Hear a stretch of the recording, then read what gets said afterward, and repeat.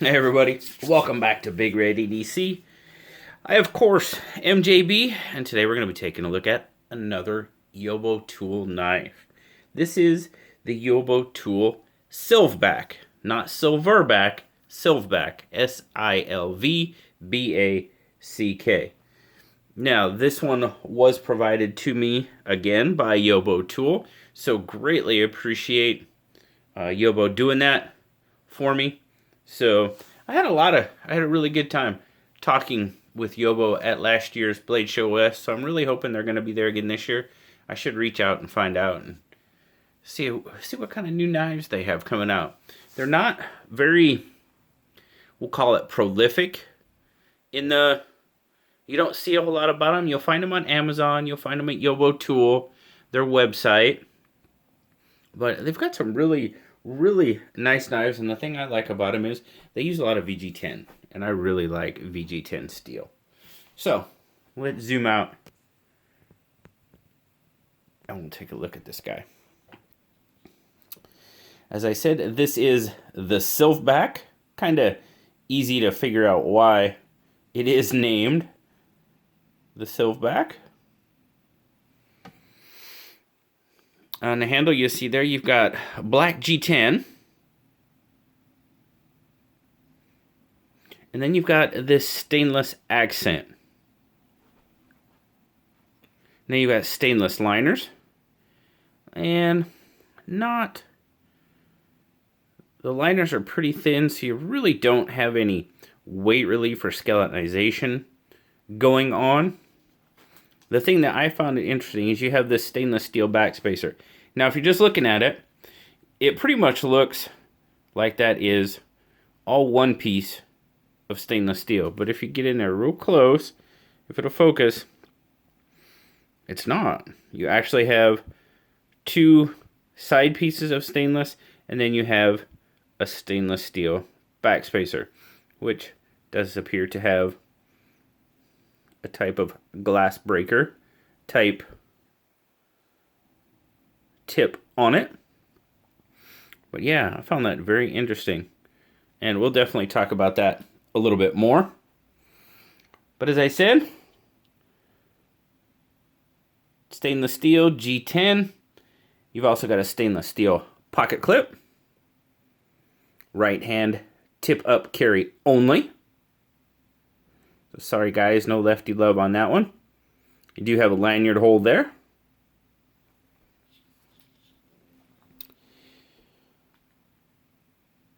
The Silvback here has got about a 4.5-inch handle length as I measure it.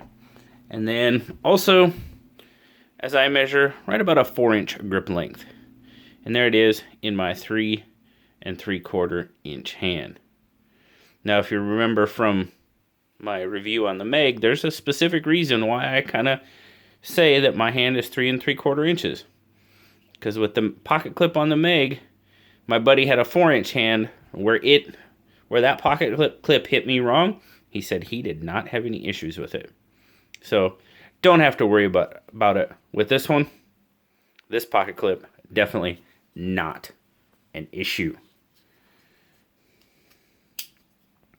Silvback is a flipper.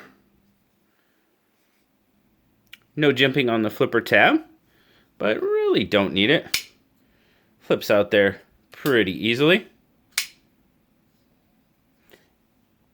Is riding on bearings. And then with that liner there, it is a liner lock. What are we locking up at? We're locking up at about, call that about 30 to 40%.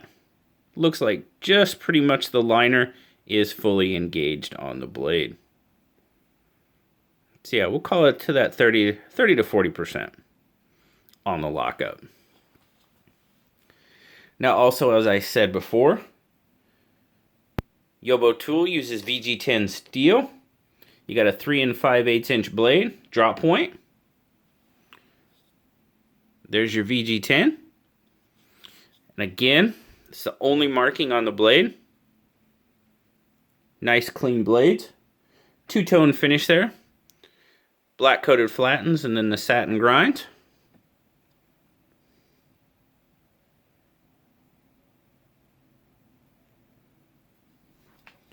Overall length on the Silvback, you're looking at right about 8 1/8, just over 8 inches.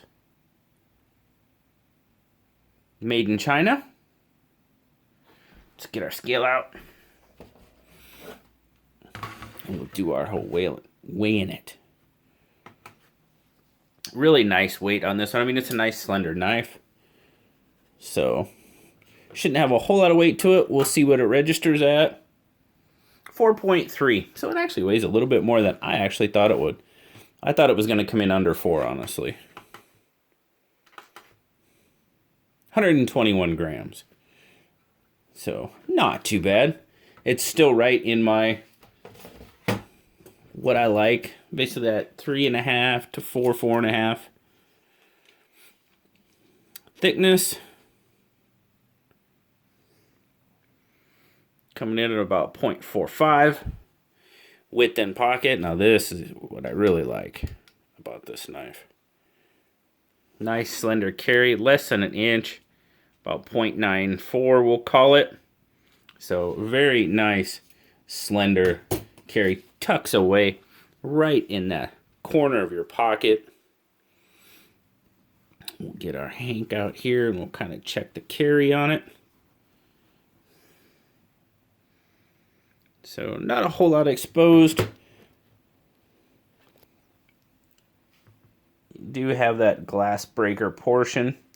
So, I mean, with that, with the whole glass breaker, you're almost at 1/4 inch. Kind of take that off and you're sitting pretty close to that 1/2 inch. Now, the one thing about this pocket clip is when I first got it, it was, as you can see there, it's off a little bit. And I'm going to have to tension it back just a little bit. But I did kind of pop it out some because it was kind of tight in the pocket. But with the construction of it, it's pretty easy to manipulate. If I can say that word. Yeah, manipulate. That was the word.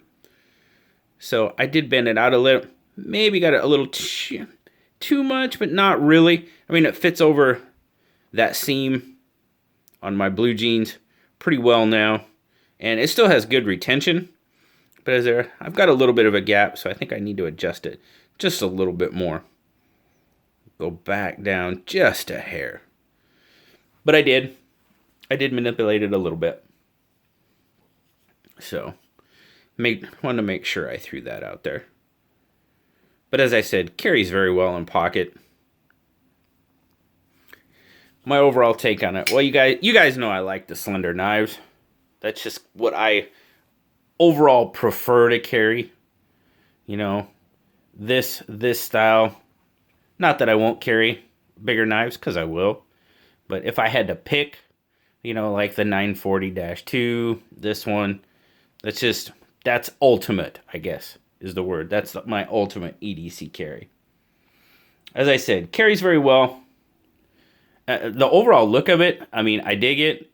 At first, I didn't, but it's growing on me, to be perfectly honest with you.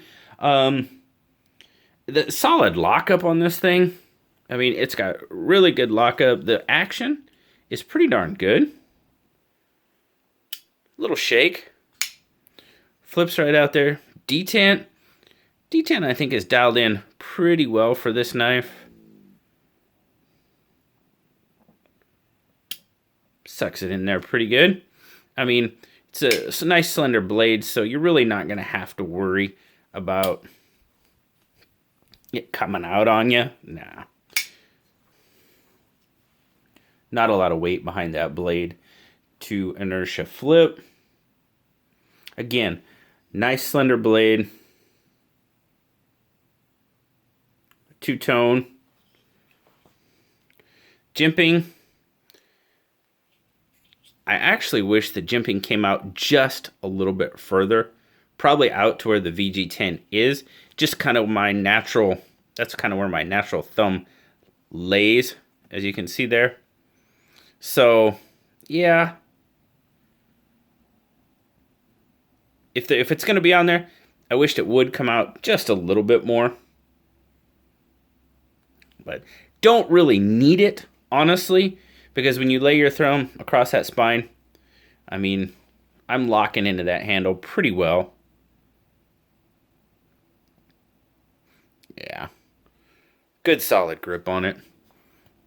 Now there you go. The handle, as I said, nice and slender. I mean, love the way it feels in my hand. Good grip on it. The G10. G10's got pretty good gripability. Of course, you got the silver, the stainless, kind of where it gets its name from, obviously. The one thing that did impress me, and I pointed that out earlier, is when I first saw this, I really thought that was one solid piece of stainless steel. And it's not at all.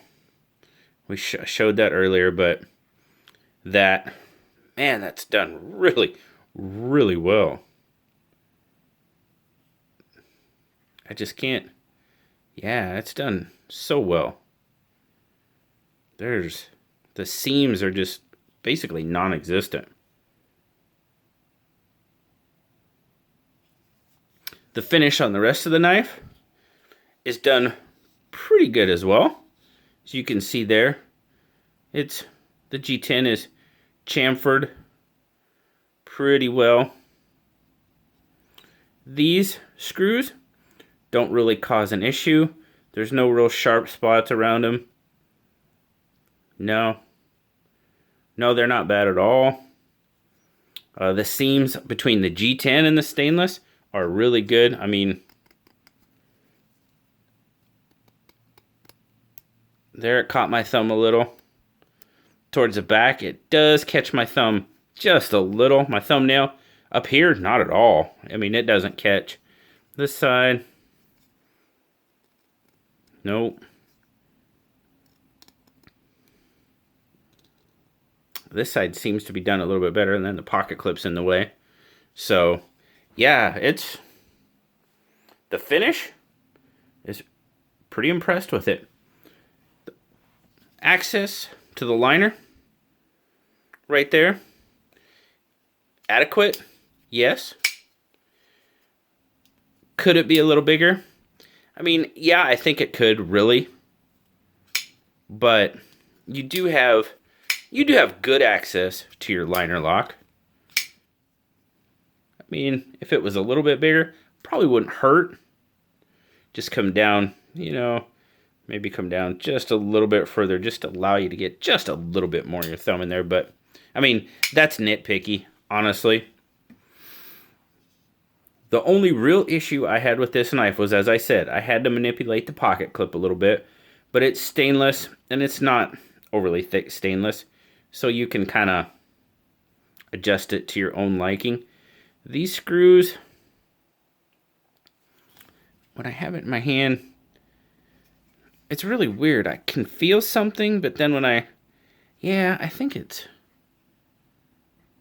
on one of those screws, they're just a little bit, there's almost like a little bit of a sharp spot on one of those screws. And that's, I mean, if I'm going that deep, I mean, yeah, if it affects your grip, then, but it doesn't. I can feel it a little bit, but it's not bad at all.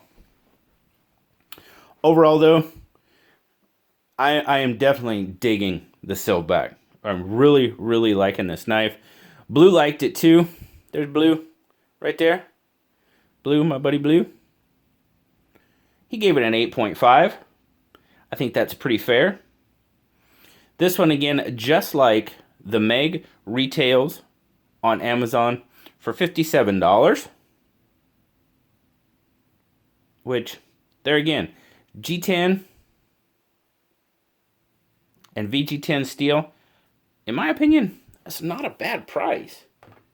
Of course, the Meg sold for the same, and there's actually a coupon code there for the, at least for the while. I would check. If you're interested in the Meg, I would keep checking, because there's a $10 coupon on there quite frequently that I've seen. Like I said, I've looked at these knives a few times. Never Never pulled the trigger on them. I mean, something else has always caught my attention. But I tell you what, the Silvback, and you know, you've heard me talk about the Cayman. I really like the Cayman just because it's different. The shape, man, I don't know, man. This Silvback, it might overtake the Cayman as my favorite YoboTool knife, excuse me. So, thank you once again to YoboTools for providing the Silvback and for providing the Meg for review. Greatly appreciate that. As always, guys, I definitely appreciate you guys stopping by and checking out the knives, and this one is specifically the YoboTool Silvback. Like, subscribe, leave me a comment. You know I love talking to y'all. Until next time, guys, I'll talk to y'all later. Bye-bye.